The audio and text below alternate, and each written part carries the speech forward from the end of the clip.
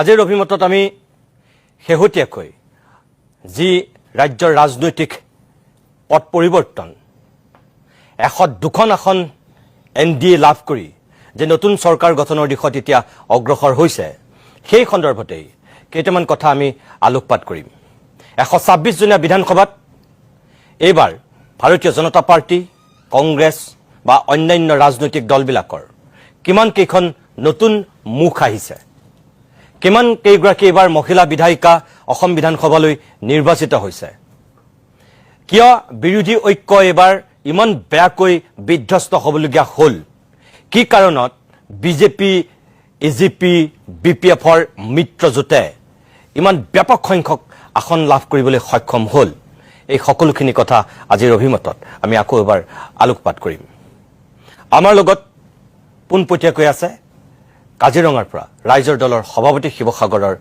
বিধায়ক অখিল গগৈক মই অনুষ্ঠানলৈ স্বাগতম জনাই লৈছো নমস্কাৰ আমাৰ লগত আছে কোকৰাঝাৰৰ পৰা বিপিএফৰ মুখপাত্ৰ কমল আজাদ মই কমল আজাদক অনুষ্ঠানলৈ স্বাগতম জনাইছো আৰু যোৰহাটৰ পৰা আমাৰ লগত আছে লেখক বিশ্লেষক সঞ্জিত কুমাৰ বৰদলৈ মই সঞ্জিত কুমাৰ বৰদলৈকো অনুষ্ঠানলৈ স্বাগতম জনাই লৈছো আৰু ষ্টুডিঅ'ত আছে যাদুকৰ বিক্ৰম তালুকদাৰ মই বিক্ৰমকো অনুষ্ঠানলৈ স্বাগতম জনাই লৈছো ইতিমধ্যে আজি প্ৰাইম টাইম বা দিনৰ ভাগত যিসকলে বাতৰি চাইছে আপোনালোক জ্ঞাত যে অখিল গগৈয়ে সদৰি কৰিছে যে এই বিৰোধী ঐক্য কিয় ইমান বেয়াকৈ পৰাজিত হ'বলগীয়া হ'ল মুখ্যমন্ত্ৰী হিমন্ত বিশ্ব শৰ্মায়ো সেই সন্দৰ্ভত বহুখিনি বক্তব্য ৰাখিছে কিন্তু সেই কথাখিনিলৈ আকৌ আমি সৰ্বণ কৰিব বিচৰা নাই আমি এটা কথাহে ক'ব বিচাৰিছো যে উজনি অসম এক প্ৰকাৰ শূন্য হৈ গ'ল কংগ্ৰেছ মুক্ত এক প্ৰকাৰ উজনি অসম একমাত্ৰ নাক বচাইছে বিৰোধী শক্তিৰ ফালৰ পৰা অখিল গগৈয়ে শিৱসাগৰবাসীয়েহে এইবাৰ বিৰোধীৰ অখিল গগৈক একমাত্ৰ বিধানসভালৈ নিৰ্বাচিত কৰি পঠিয়াইছে কি অজাপ কি ৰাইজৰ দল কি কংগ্ৰেছ যিমানখিনি বিৰোধী শক্তি আছিল একমাত্ৰ অখিল গগৈকে তেওঁলোকে বিধানসভালৈ পঠিয়ালে আৰু উত্তৰ অসমৰ ফালৰ পৰা নাওবৈচাৰ জনতাই ডক্টৰ জেপি দাসক জয় প্ৰকাশ দাসক অসম বিধানসভালৈ নিৰ্বাচিত কৰিছে এই সদিয়াৰ পৰা ঢেকিয়াজুলি পৰ্যন্ত উত্তৰ পাৰ দক্ষিণ পাৰ মিলি আমি যদি চাওঁ তেনেহ'লে ব্যাপক সংখ্যক ৰূপত বিৰোধী বিধ্বস্ত হ'ল দুখন আসন যেনে তেনে জয়ী হ'ল কিয় এই অৱস্থাৰ উপনীত হ'ল অখিল গগৈয়ে এই সন্দৰ্ভত কি কৈছে তেখেতৰ পৰা পোনপটীয়াকৈ আমি জানিম কিন্তু অকণমান মই আৰম্ভণিতে আপোনালোকক অখিল গগৈ সেই বক্তব্যটো দেখুৱাব বিচাৰোঁ চাওক তেখেতে কি কৈছিল সমষ্টিৰ পুনৰ্নিৰ্ধাৰণ SR আপোনাৰ প্ৰত্যেকগৰাকী মহিলাৰ হাতত 9,000 আৰু 10,000 কৈ টকা তুলি দিয়াৰ ঘটনা অসমৰ মুখ্যমন্ত্ৰীজনৰ এটা সমষ্টিত 2-3 বাৰ সভা সমিতি বিজেপিৰ সাংগঠনিক স্থিতি এই আটাইবিলাক স্থিতিৰ বিপৰীতে আমাৰ বিৰোধী পক্ষৰ যি দুৰ্বল অৱস্থান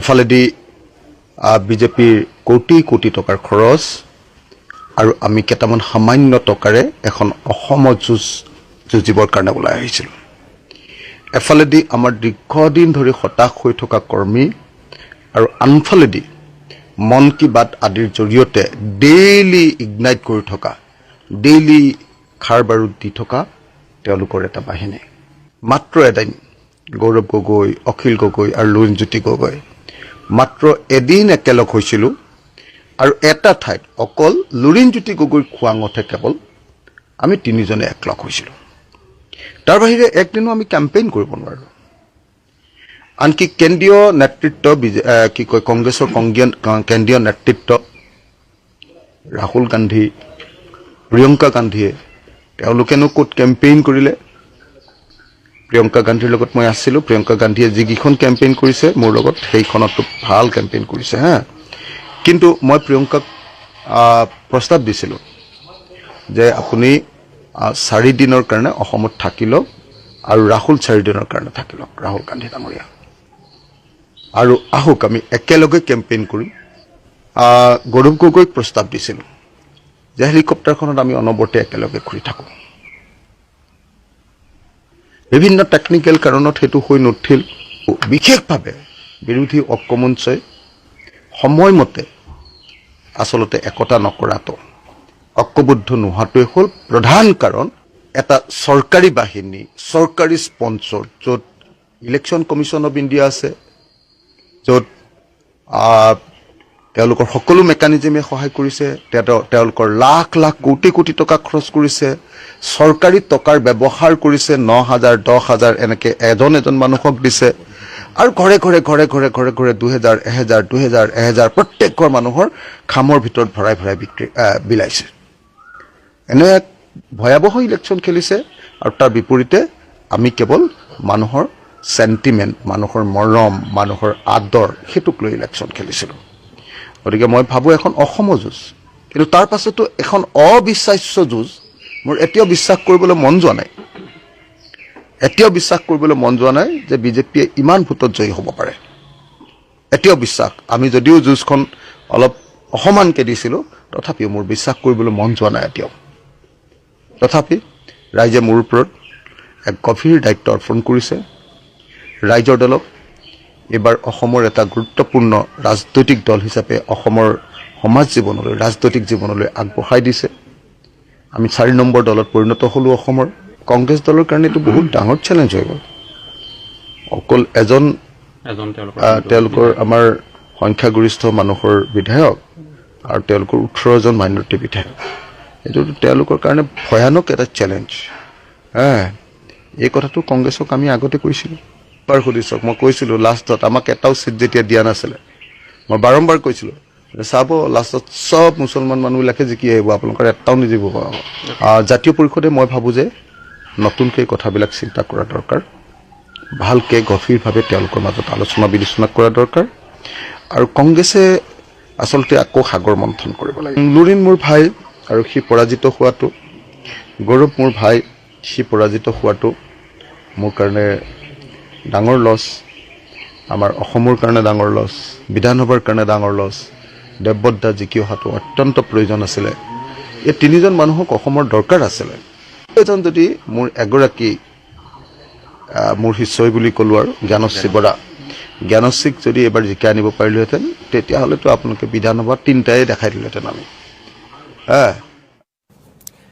এটা কথা মন কৰিব বিৰোধীত থাকোঁতে যিগৰাকী নেতাৰ ওপৰত বিজেপিয়ে ব্যাগুম ভ্ৰষ্টাচাৰৰ অভিযোগ আনে আৰু সেইগৰাকীকে নিজৰ দললৈ মাতি নি মুখ্যমন্ত্ৰী পদত অধিষ্ঠিত কৰে বা কেতিয়াবা উপ মুখ্যমন্ত্ৰীৰ দায়িত্বও দিয়ে মানে এচপৰা শিলকো সোণৰ দৰে জিলিকাই তুলিব পাৰে বিজেপিয়ে এটা কালিৰ দিনটোলৈকে মন কৰকচোন যিগৰাকী পশ্চিমবংগৰ মুখ্যমন্ত্ৰী শুভেন্দু অধিকাৰীক পিঠিত চপৰিয়াই প্ৰধানমন্ত্ৰী নৰেন্দ্ৰ মোদীয়ে মুখ্যমন্ত্ৰীৰ পদত বহুৱালে তেওঁৰ বিৰুদ্ধেই উৎকোচ লোৱাৰ অভিযোগ আনিছিল 2016 চনত তেতিয়া শুভেন্দু অধিকাৰী আছিল তৃণমূল কংগ্ৰেছত আৰু তেতিয়াই তেওঁ যি পৰিবহণ বিভাগত 5 লাখ টকাৰ উৎকোচ লোৱা এইগৰাকী শুভেন্দু অধিকাৰীৰ ভিডিঅ' বিজেপিয়ে নিজৰ অফিচিয়েল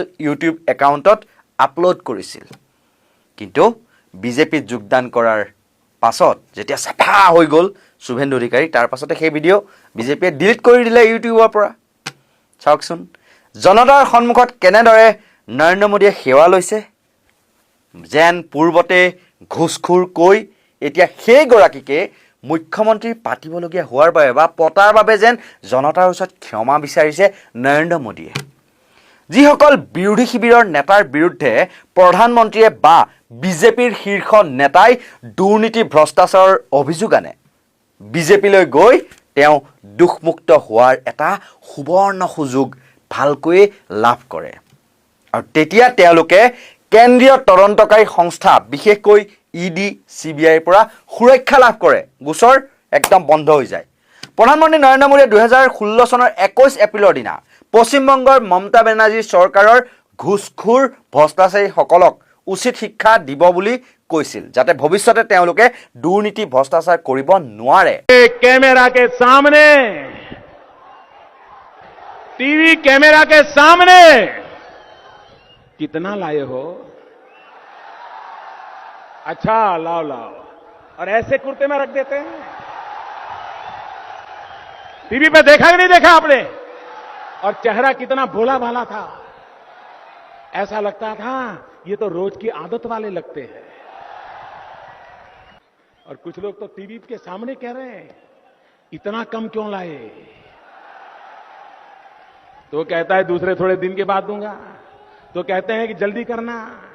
एक और कह रहा है कि भाई मुझे तो दिया लेकिन थोड़ा उनको भी दे दो, थोड़ा संभालना पड़ेगा।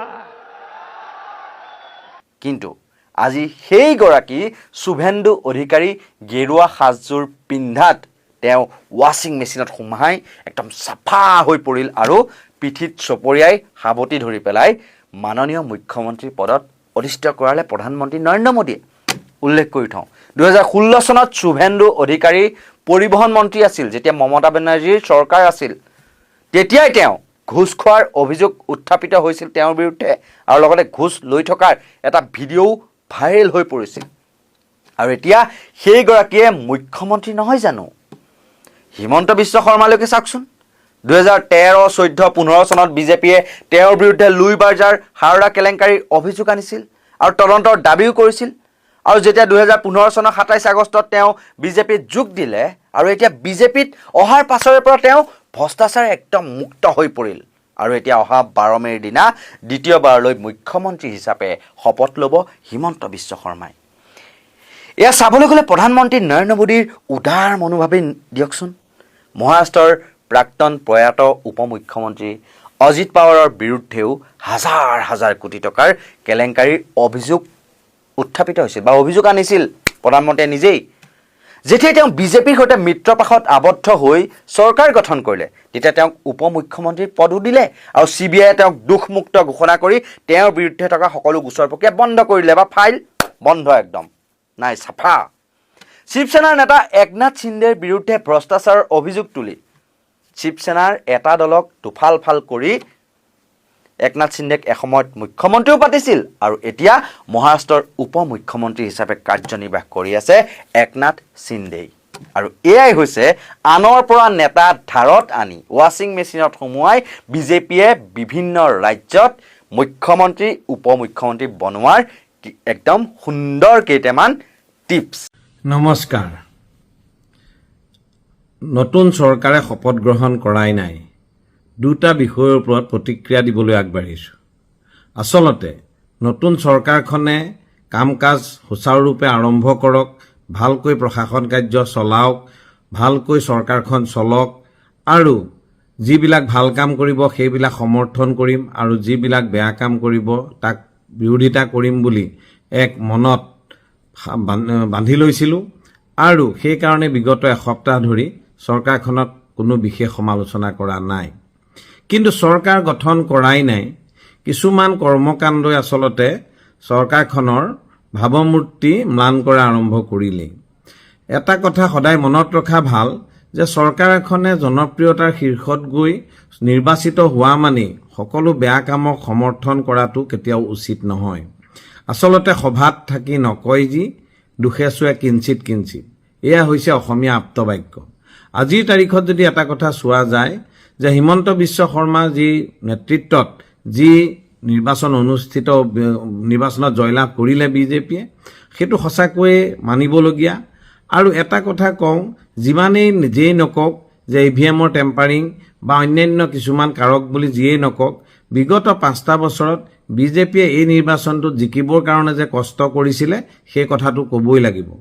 যেনেকৈ বিভিন্ন ধৰণৰ হিতাধিকাৰী আঁচনি দিয়া, বিভিন্ন ধৰণৰ চৰকাৰ উন্নয়নমূলক কাম কাজ কৰা, সি অভাৰব্ৰিজেই হওক, সি বিভিন্ন ধৰণৰ পাৰ্কেই হওক, সি স্বৰাজ পাৰ্কৰ পৰা আৰম্ভ কৰি, সি গুৱাহাটী শ্বহীদ পাৰ্কৰ পৰা আৰম্ভ কৰি, লাচিত মৈদামৰ পৰা আৰম্ভ কৰি বিভিন্ন ধৰণৰ অসমৰ বিভিন্ন ঠাইত বিভিন্ন ধৰণে উন্নয়নমূলক কাম কাজ জড়িত হৈছিলে আৰু সেইসমূহৰ জৰিয়তে জনসাধাৰণৰ মাজত এক ভাল ভাৱমূৰ্তি লৈ যাবলৈ চৰকাৰখন সক্ষম হৈছিল আৰু বিৰোধীক প্ৰতি মুহূৰ্ততে আচলতে আক্ৰমণ কৰি সেই পাকিস্তানী ইছ্যুৱে হওক বা সেই অন্যান্য ইছ্যুৱে হওক বা বিদেশী সমৰ্থন কৰা ইছ্যুৱে হওক সেইবিলাক আনি বিৰোধীক আচলতে বিব্ৰত কৰি ৰাখিছিল। বিৰোধীয়ে আচলতে কোনো ইছ্যু ধৰিব পৰা নাছিল। এতিয়া কথাটো হ'ল যে চৰকাৰখনে 12 তাৰিখে অৰ্থাৎ পৰহিলৈ চৰকাৰ গঠন কৰিব, দায়িত্ব গ্ৰহণ কৰিব। সেই সময়ছোৱাতে কিন্তু দুটা কথাই আমাক সঁচাকৈ মনোকষ্ট দিছে। এটা কথা হৈছে যে তিতাবৰৰ দীপালী দাস নামৰ যিগৰাকী মহিলাই ভিডিঅ' বনাই তেওঁ কংগ্ৰেছক সমৰ্থন কৰাৰ পিছত চৰকাৰৰ বিজেপি চৰকাৰ অহাৰ লগে লগে আচলতে মহিলাগৰাকীৰ দোকানখন জ্বলাই দিয়া হৈছে। কোনোবাই কৈছে নিজে জ্বলাই লৈছে। আচলতে এনেকুৱা ধৰণৰ মহিলা বুলি মহিলাগৰাকী আচলতে যেন নালাগে। আৰু কোনেনো নিজৰ গোটেই শুই থকা ঘৰটো জ্বলাই ল'ব, সেইটোতো এটা ডাঙৰ আচৰিত কথা। কিন্তু বিজেপিৰ কিছুমান অন্ধভক্তই আচলতে তেওঁক এই ধৰণৰ সমালোচনা কৰা দেখা গৈছে। কিন্তু এটা কথা কওঁ যে এইবিলাক সংস্কৃতি অসমৰ সংস্কৃতি নহয়, যোৰহাটৰতো একেবাৰেই নহয়।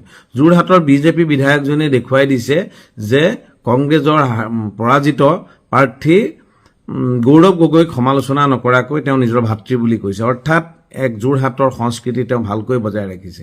তেনে এটা অৱস্থাত যোৰহাটৰ নিচিনা এডোখৰ জেগাত তিতাবৰত আচলতে এই ধৰণৰ দুষ্কাৰ্য কৰিবলৈ যিসকলে সাহস কৰিছে, মই ভাবোঁ তেওঁলোক যথেষ্ট, তেওঁলোকক সমালোচনা কৰা দৰকাৰ। আৰু এই বিষয়টো যাতে ন্যায় পায় মহিলাগৰাকীয়ে, তাৰ কাৰণে বৰ্তমান নিৰ্বাচন আয়োগৰ হাততেই যিহেতু গোটেই ক্ষমতা আছে, সেয়েহে যোৰহাটৰ উপায়ুক্তগৰাকীয়ে এই ক্ষেত্ৰত বিশেষ ভূমিকা ল'ব বুলি ভাবোঁ।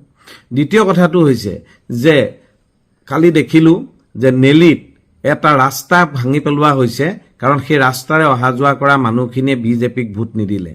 ভাৰতীয় গণতন্ত্ৰত ভোটটো হৈছে এটা গোপন কথা।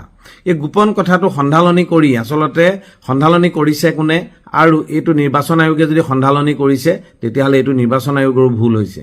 তো এটা গোপন প্ৰক্ৰিয়াৰ মাজেদি আমাৰ যিহেতু জনপ্ৰতিনিধিসকল নিৰ্বাচিত হয়, তেনে অৱস্থাত কোনখন গাঁৱৰ মানুহে বা কোনজন ব্যক্তিয়ে ক'ত ভোট দিলে সেইটো আচলতে জানিব কেতিয়াও নালাগে।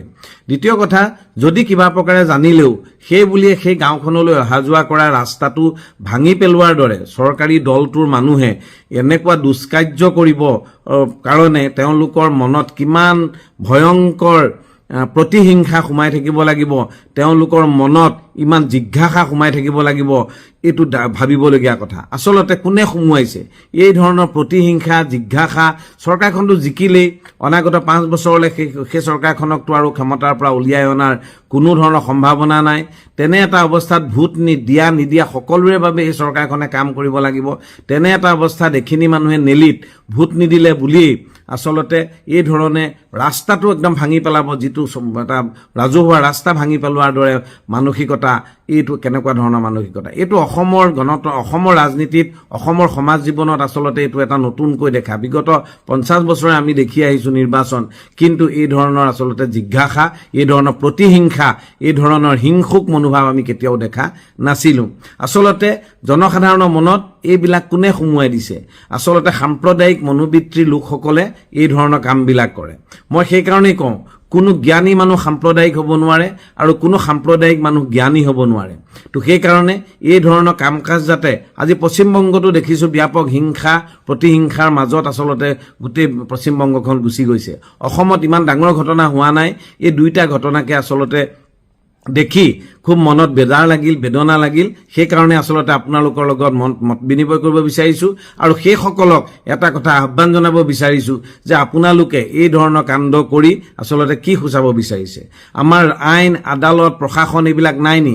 নগাঁৱৰ যিজন উপায়ুক্ত, তেওঁ এতিয়া নিৰ্বাচন বিষয়াও, সেই নগাঁও উপায়ুক্তজন যোন যথেষ্ট, যদি নেলি অঞ্চলটো নগাঁৱত পৰে চাগে মোৰ মতে, সেই নগাঁও উপায়ুক্তজনে এই ক্ষেত্ৰত সঠিক ব্যৱস্থা লৈছেনে নাই জানিবলৈ খুব মন গৈছে। তেওঁতো ভিডিঅ' দিয়েই ল'লে, সেইটো নিশ্চয় ভিডিঅ' আমি দেখিবলৈ পাম। কিন্তু অন্যহাতে আমাৰ তিতাবৰৰ যিটো ঘটনা এই ঘটনাবিলাকো আচলতে কেতিয়াও ঘটিব নালাগে আৰু এইটো বিজেপিৰ কাৰণেও বেয়া মই ভাবোঁ চৰকাৰখনৰ কাৰণেও বেয়া এই ধৰণৰ ঘটনা কেতিয়াও ঘটিব নালাগে চৰকাৰ এখনক সমালোচনা কৰা মানেই চৰকাৰ এখনক বেয়া পোৱা নহয় ভোট নিদিয়া মানেই এনেকুৱা নহয় কোনোবা তেওঁলোকৰ যদি সেই অঞ্চলৰ মানুহখিনি সেই যিজন মানুহক ভোট দিয়া নাই তেওঁ যদি সমৰ্থনযোগ্য ব্যক্তি নহয় সেই সমৰ্থন নাথাকিলেও ভোট দিব লাগিব নেকি সমৰ্থন তেওঁলোকৰ যদি কোনোবা ঘৰুৱা মানুহ এজনে উঠিছিলে তেতিয়াহ'লে বাহিৰৰ মানুহ এজনক তেওঁলোকে ভোট দিব নেকি তেতিয়া ঘৰৰ মানুহজনে বেয়া নাপাব এইবিলাক কথা আচলতে বৰ ভাবিবলগীয়া কথা চিন্তা কৰিবলগীয়া কথা অসমৰ ৰাজনীতিত এই ধৰণৰ কথা বতৰাবিলাক আচলতে একেবাৰেই নতুন বুলি ভাবিছোঁ তো এইবিলাক আচলতে সংস্কৃতি আমাৰ সংস্কৃতি নহয় ইয়া পশ্চিমবংগৰ সংস্কৃতি ইয়া বিহাৰৰ সংস্কৃতি ইয়া উত্তৰ প্ৰদেশৰ সংস্কৃতি এই সংস্কৃতিবিলাক অসমলৈ কেতিয়াও আমদানি কৰিব নালাগে বিজেপিয়ে চৰকাৰ ক্ষমতা দখল কৰিছে কৰক শাসন কৰক এক দায়িত্বশীল চৰকাৰৰ ভূমিকা পালন কৰক এক সৌহাৰ্দ্যপূৰ্ণ পৰিৱেশৰ মাজত কাম কাজ আৰম্ভ কৰক চৰকাৰখনে যিখিনি কাম বিগত 10 বছৰে কৰিব নোৱাৰিলে সেই অনাগত 5 বছৰত কৰিবৰ কাৰণে যি সিদ্ধান্ত গ্ৰহণ কৰিছে ইতিমধ্যে হিমন্ত বিশ্ব শৰ্মা ডাঙৰীয়াই সিদিনা এটা ইণ্টাৰভিউত কৈছে যে আমি বিগত 5 বছৰত আচলতে প্ৰথম 5 বছৰত আমি পৰিকল্পনা কৰিলোঁ পিছৰ 5 বছৰত আমি আধাৰশিলা কৰিলোঁ আৰু এতিয়া সেই এতিয়া যি 5 বছৰ পালোঁ এই অনাগত 5 বছৰত আমি সেই কাৰ্যসমূহ যেনেকৈ ব্ৰহ্মপুত্ৰ দুয়োপাৰে এক্সপ্ৰেছ হাইৱে মাজুলীৰ ওপৰত দলং তেনেকৈ এলিভেটৰ কৰিডৰ কাজিৰঙাৰ ওপৰত তেনেকৈ নুমলীগড়েদি সুৰংগ গহপুৰলৈ এই ধৰণে যিবিলাক কাম আছে আৰু বহুত কামৰ কথা তেখেতে উল্লেখ কৰিছে সেই কামসমূহ আমি কৰিম সেই কামসমূহ কৰক আৰু কি কৰক মূল্য বৃদ্ধি হ্ৰাস কৰক গেছৰ স্বাভাৱিক যোগান ব্যৱস্থা কৰক পেট্ৰল ডিজেলৰ স্বাভাৱিক অৱস্থা ঘূৰাই আনক এই কামখিনি চৰকাৰখনে কৰক আৰু মই ভাবোঁ চৰকাৰখনে সেইবিলাক কৰিলে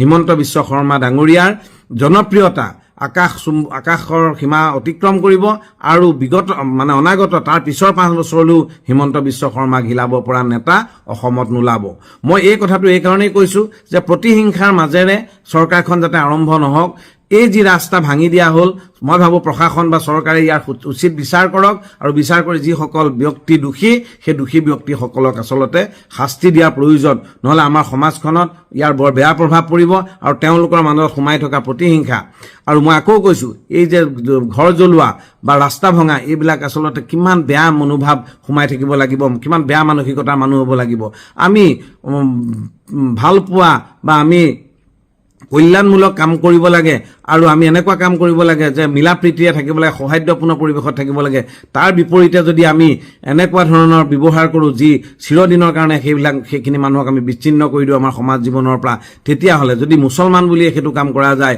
মইতো বিদেশী এজনো থকাটো নিবিচাৰোঁ হিন্দু হওক মুছলিম হওক খ্ৰীষ্টান হওক জৈন হওক এজনো বিদেশী আমি অসমত থকাটো নিবিচাৰোঁ আমি সেইকাৰণেই আন্দোলন কৰিছিলোঁ আজিৰ তাৰিখতো কৈছোঁ বিদেশী হ'লে খেদি দিয়ক যদি স্বদেশী হয় সি যি ধৰ্মৰে নহওক তেওঁলোকক ৰাজধৰ্ম পালন কৰি সেয়া বিজেপি চৰকাৰৰ প্ৰধানমন্ত্ৰী অতুল বিহাৰী বাজপেয়ীয়ে কৈছিল যে ৰাজধৰ্ম পালন কৰিব লাগে ৰাজধৰ্ম কেতিয়াও পাহৰি যাব নালাগে মই ভাবোঁ অসম চৰকাৰখনো ৰাজধৰ্ম পালন কৰিব আৰু এই ধৰণৰ দুষ্কাৰ্যক ৰোধিবলৈ যত্ন কৰিব অখিল গগৈ এতিয়া মোৰ কাৰণে তেওঁ কোনো নহয় অসমখন এটা বেলেগ কংগ্ৰেছে সফলতা পাব বুলি ভাবিছিল বিৰোধীকৈ বেলেগ সফলতা এটা পাব বুলি ভাবিছিল এবাৰ চৰকাৰ হ'বই বুলি কৈছিল আপোনালোকেও হয়তো ক'ৰবাত ভাবি লৈছিল কিন্তু সেয়া নহ'ল কাৰ্যত মাত্ৰ 18 জন সংখ্যালঘু বিধায়ক জয়ী হৈ আহিল এজন বিজেপিয়ে কৈ থকা ধৰণে হিন্দু বিধায়ক জয়ী হৈ আহিল গতিকে এই মুহূৰ্তত পিকচাৰখন আপোনালোকে কেনেকুৱা দেখিছে অসমৰ ৰাজনীতিৰ বিৰোধীৰ বিৰোধী চাওক আমাৰ অসমততো এতিয়ালৈ মূল বিৰোধী কংগ্ৰেছ দল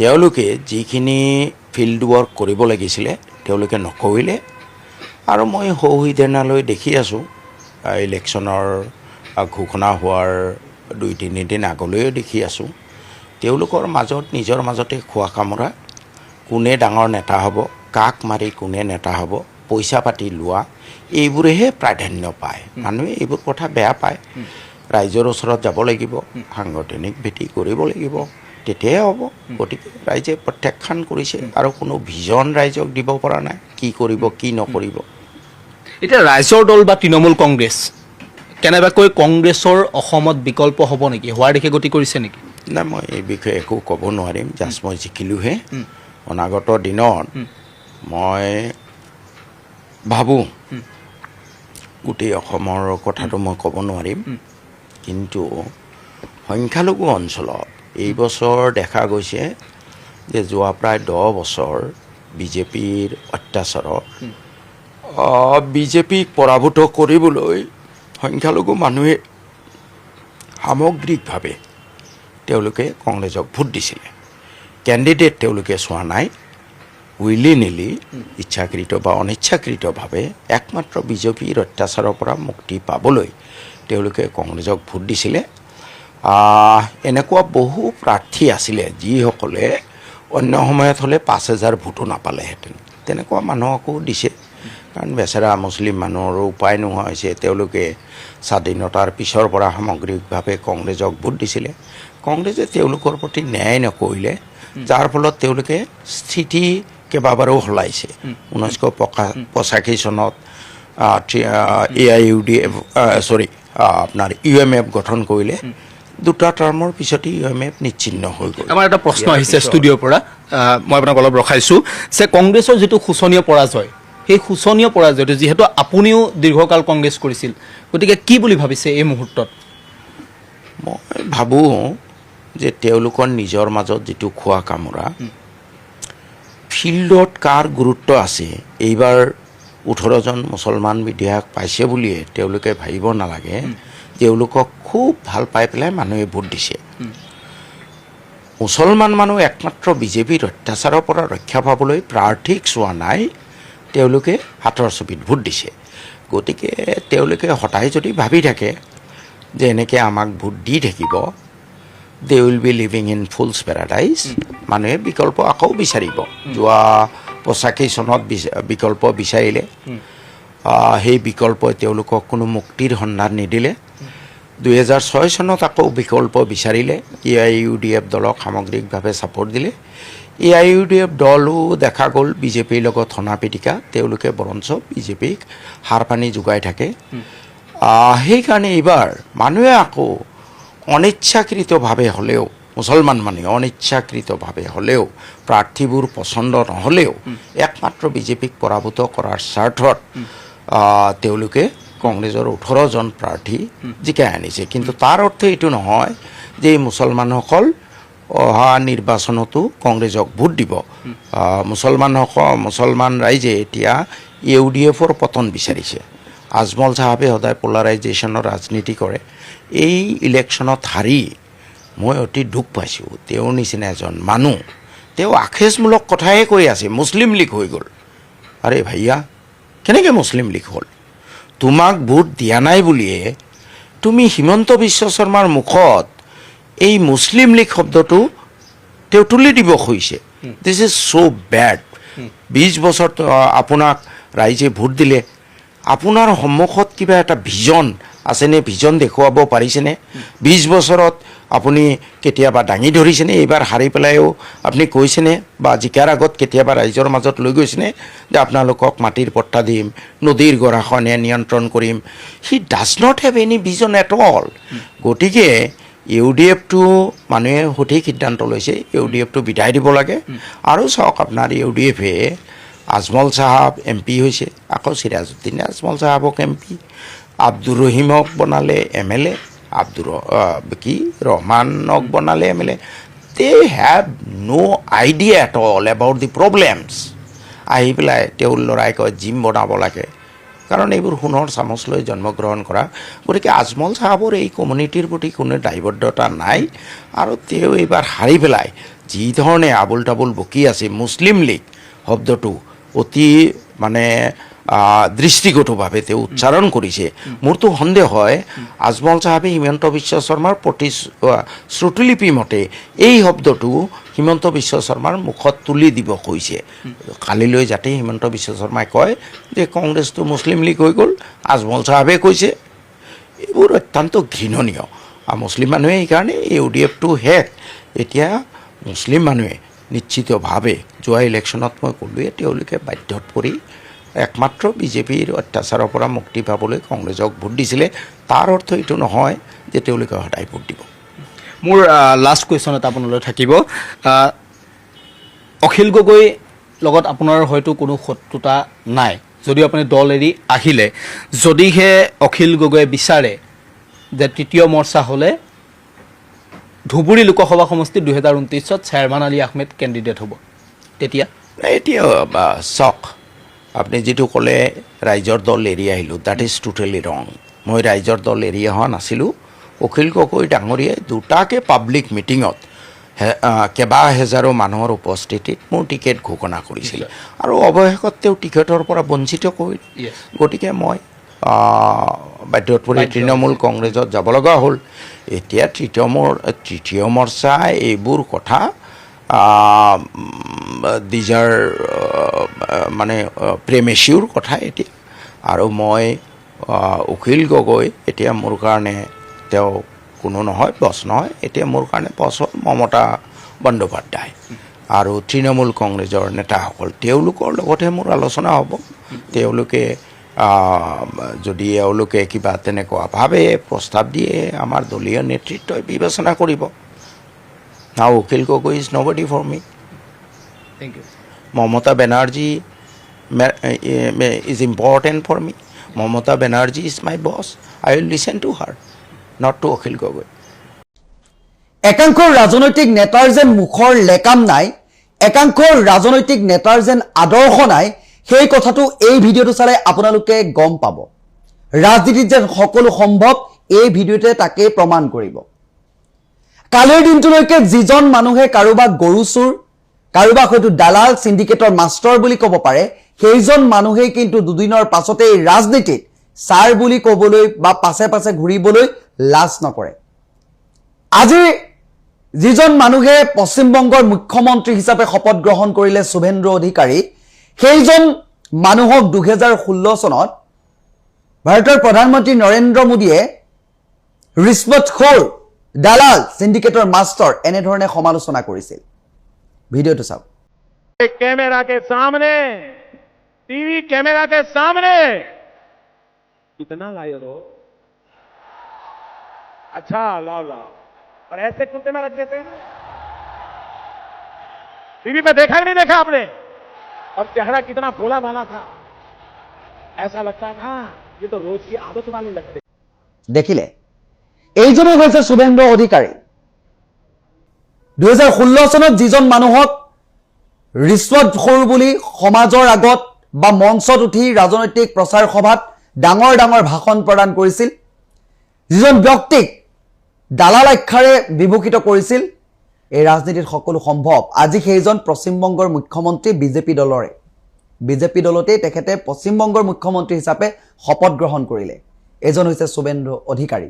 আৰু এই যিটো ভিডিঅ' আপোনালোকক দেখুৱালো, এই ভিডিঅ'টো বিজেপিৰে ইউটিউব চেনেলত 4 বছৰৰ পূৰ্বে আপলোড কৰিছিলে বিজেপি কাৰ্যকৰ্তাসকলে। তাত লিখা আছে ভাৰতীয় জনতা পাৰ্টি। 4 বছৰ পূৰ্বে এইজন শুভেন্দু অধিকাৰী হৈয়ে আপলোড কৰিছিলে। ইয়াৰ লগতে অসমৰ প্ৰেক্ষাপটত কওঁ, যিজন ভূপেন বৰাই বৰ্তমান সময়ত বিজেপিলৈ গৈ বিধায়কৰ পদ অলংকৃত কৰিলে, সেইজন ভূপেন বৰায়ো যেতিয়া কংগ্ৰেছত সভাপতিৰ পদত আছিলে, সেইখিনি সময়ত মই হিমন্ত বিশ্ব শৰ্মাৰ নাম সলাই দিম, মই হিমন্ত বিশ্ব শৰ্মাৰ চকী সলাই দিম, তেনেধৰণৰ বিভিন্ন ধৰণৰ মন্তব্যৰে থকা সৰকা কৰিছিল।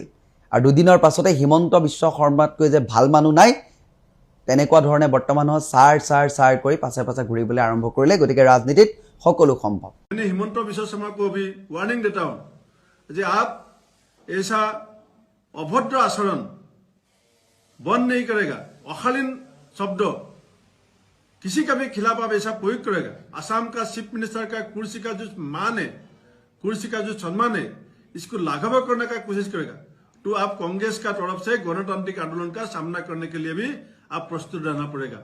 मैं आपको गुरियाना देता हूं, असम का जो सम्मान है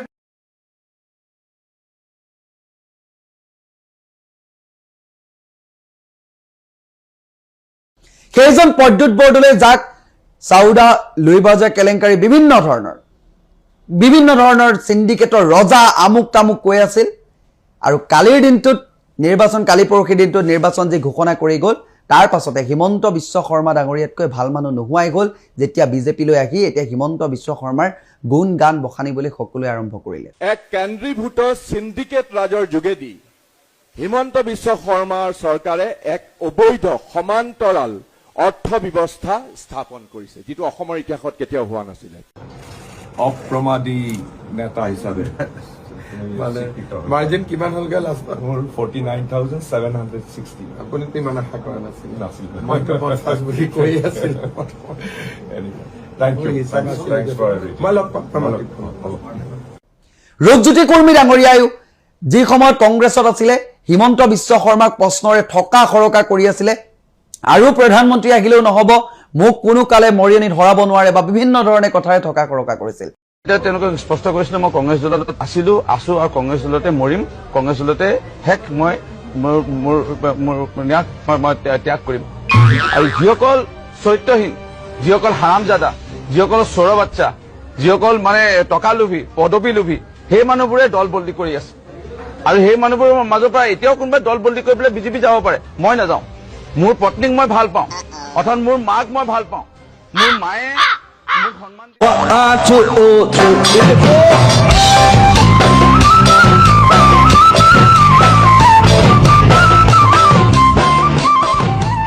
মন্তব্য শুনিলে ৰাজনীতিত সকলো সম্ভৱ ৰূপজ্যোতি কুৰ্মীও বিজেপিলৈ গৈ এতিয়া চাৰকে ঘূৰি ফুৰে এই ভিডিঅ'টো আগবঢ়োৱা এইটোৱে কথা ৰাজনৈতিক নেতাসকলে য'ত যি মন যায় তাকে ক'ব পাৰে আজি যদি ভাৰতৰ প্ৰধানমন্ত্ৰী নৰেন্দ্ৰ মোদী বুলি ক'ব পাৰে কাইলৈ হয়তো ভাৰতৰ প্ৰধানমন্ত্ৰী ৰাহুল গান্ধী বুলি ক'বলৈ এইসকলে কুণ্ঠাবোধ নকৰে মাজত সোমাই ৰওঁ কেৱল মাত্ৰ আমি সাধাৰণ জনতা সেইবাবে আমি সকলোকে কৈছোঁ ৰাজনীতিত সকলো সম্ভৱ কাইলৈকে সিন্ডিকেটৰ মাষ্টৰজনক হয়তো ছাৰ বুলিও সম্বোধন কৰিব একেলগে গতিকে এই মাজত থকা মানুহসকলে ইমান চিঞৰ বাখৰ কৰি বা অন্যান্য সমালোচনা কৰক বিষয়বস্তুবোৰ নজনাকে কাৰোবাৰ হৈ ইমান প্ৰভু ভক্তৰ দৰে গুণগান নাগাব কথাষাৰ মনত ৰাখিব আৰু ভিডিঅ'টোৰ জৰিয়তে তাকেই উমান দিবলৈ আপোনালোকক চেষ্টা কৰিলোঁ ৰাজনীতিত যেন সকলো সম্ভৱ ধন্যবাদ